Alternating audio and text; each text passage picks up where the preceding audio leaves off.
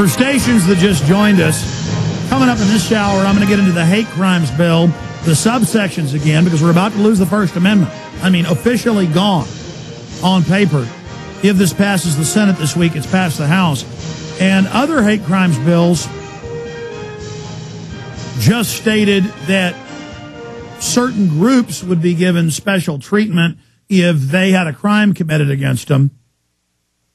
But now it just says that if you hurt someone's feelings, you're going to go to prison for 10 years. And it's going to pass. I can't believe this. I mean, it's going to become law. Now, we've got to ignore it and say no to it. Kind of like the McCain-Feingold campaign finance reform, tripled the money lobbyists could give, but restricted what individuals could give, and banned talk radio on paper. You know, they made this claim that I can't have Larry Pratt on, say, from Gun Owners of America, or if I 6 weeks before an election, or if I wanted to have somebody on, say, from Greenpeace before an election, I can't, if I agreed with that. Or if I wanted to have somebody on from the Boll Weevil Association, whatever that is. You know, the point is, no free speech. People just said, you know what, we're going to ignore you. Because a lot of this stuff is so criminal and over the top that we can just ignore it. But everything's carbon taxes. I want to get into that first, then some more of your phone calls. I told you that in Europe and California, also Canada's wanting to put taxes on fireplaces, space heaters, outdoor space heaters, to tax them or outright ban them. I told you there's a move to ban fireworks because they put off carbon. Everything's carbon. We're carbon-based life forms. It's making us illegal, as the Club of Rome said. It's a disgusting tax on all life, all activity, everything, the life cycle. It's a tax on what plants breathe. It is not a nerve gas. It is not a chemical weapon. It is not a devil weapon. It is not a satanic, weapon of devilry. It is carbon dioxide. But I was in Target and just trying to buy some T-shirts. And they were all saying environmentally safe, zero carbon footprint for the earth. And I couldn't buy them because I was giving money to a Nazi regime. I was giving money to something that's going to be used for eugenics, because they take the money from all this green revolution on record.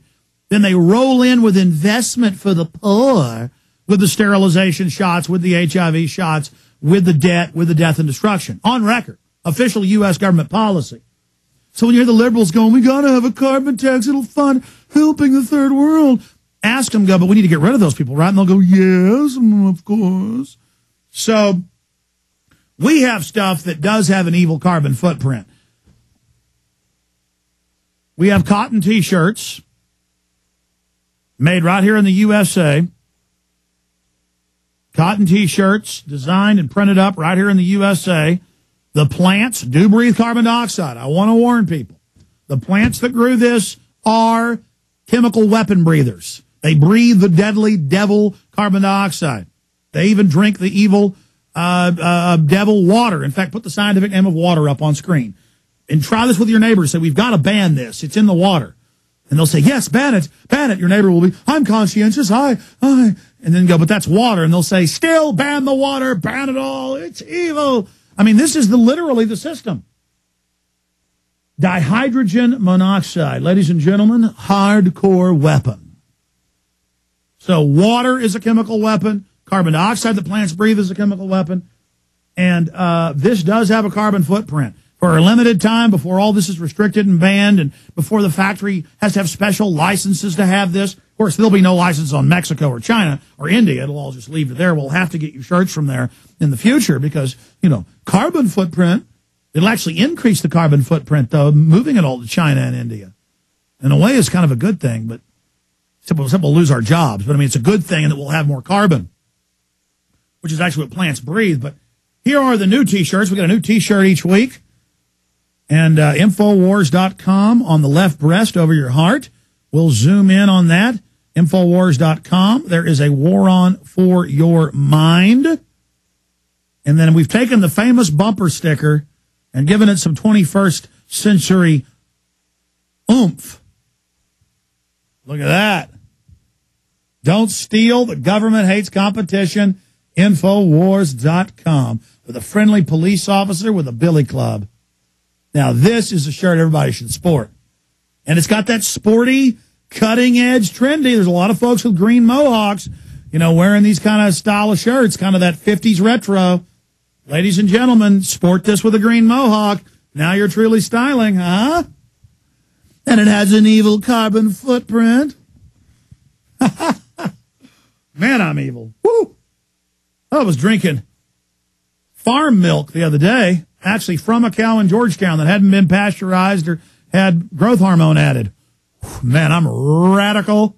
This show is radical, extreme, wild. Okay, now let me get serious here. Tony Blair, I'm a planet-saving kind of guy. He's saving us.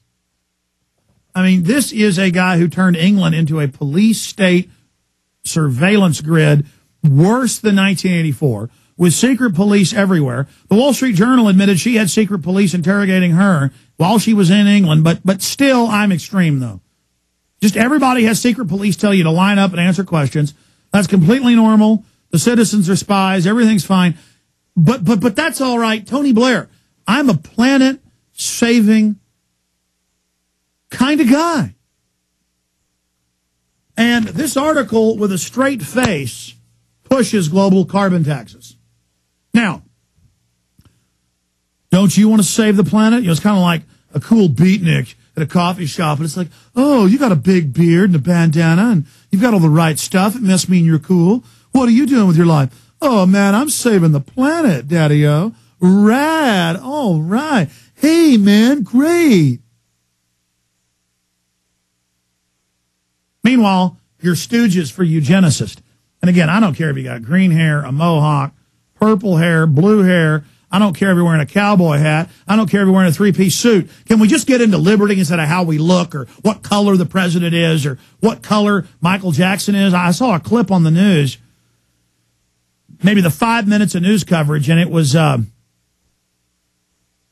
actor who played in Any Given Sunday, Jamie Foxx. And I kind of think he's a good actor, but now I don't like him anymore. He was up there praising Michael Jackson, the pervert, and going, he's our Michael Jackson. He's our black man. See, it's all about race identity. Well, if you're so into your fellow black man, how about you, Jamie Foxx, stop the CPS from grabbing black kids and testing chemicals, biologicals, and radiologicals on them? It's going on right now. But no, it's too much fun to, you know, make $20 million a year and run around like a pimp, pimping everybody, talking about Michael Jackson, who gave kids Jesus juice in his maximum security, that's what he called it, the wine when he got them drunk. You know, most of us in college are trying to get the chicks to get drunk and halfway pass out. Not Michael Jackson. He's got the little kids in there in his maximum security bedroom.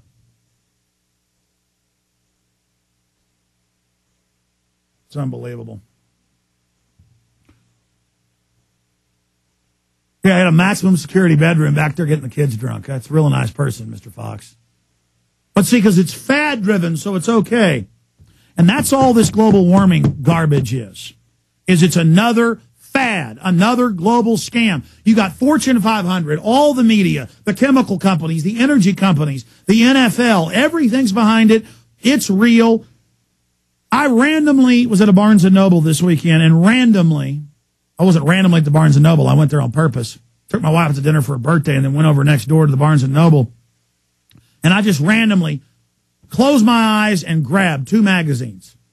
Both of them are how we got to have global warming taxes and global warming regulation. And one of them was Atlantic Monthly, how we got to save the planet with a world government. Only the bankers can fix it. I mean, folks, I can randomly walk into a bookstore, walk over to the magazine rack, close my eyes, spin around. People probably thought I was crazy. Spin around and just grab 2 magazines. And it's all New World Order propaganda. I mean, we are wallowing in it. We are swimming in it. We are living in it. It's all around us. And most of the public just capitulate. They go, I'm buying into it. It's a fad. Enslave me. Bankrupt me. I'll lose my job. But I'll sure be trendy. Go green. all the genetic engineering, the cross-species engineering, the toxic waste dumping in the water supply, the overfishing. There's a lot of real stuff going on that's a problem. And the government isn't going to do jack squat about that because they want all that to continue. The elite believes they've got nanotechnology and they can re-people the earth and they've got all these doomsday vaults built. They don't care if everything gets destroyed. That's part of their plan. They want everything to get wrecked. No, they want to tax innocuous carbon dioxide, the life-giving gas. 4% of the atmosphere is carbon dioxide. 4%. That's what plants breathe. And in many other times in history, it's been as much as 10 to 14%.